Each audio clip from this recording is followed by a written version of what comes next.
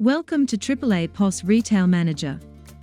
In this quick tutorial, you'll learn how to create and manage a purchase order, whether it's for standard shop restocks or one-time customer orders. Start by opening the Purchase Orders window. You can do this from the Transaction menu or by simply pressing F9 on your keyboard. Enter your staff number.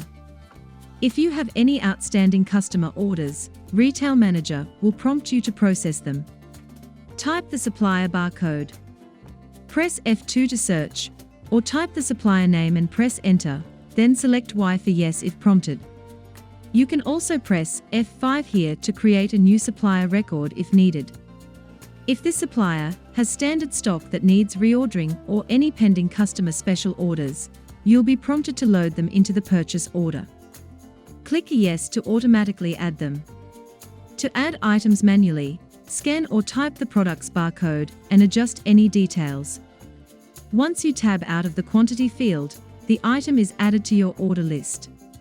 If the product doesn't exist, RetailManager will let you create a new item right from the order screen.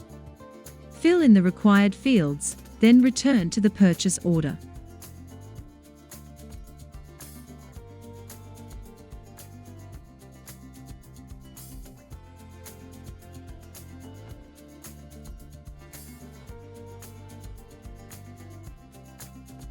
You can also bulk add items. Click Select Multiple Stock, choose your filters, load the items, and tick the ones you want to order. Need to order variations of the same item?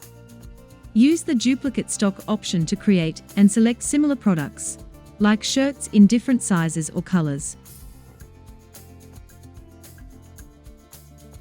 Add an order suffix to help identify the order later. Review the expected total and confirm or adjust the due date based on supplier delivery times. Set where the goods should be delivered, either your store or directly to a customer. Click Commit to save the delivery info. Once everything looks good, press F10 to commit the order. The purchase order will print automatically. Need to manage your orders? Use the What's on Order report to track what's coming in, or run the What Needs Ordering report to see what's running low. That's it. You've just created a purchase order in AAAPOS RetailManager.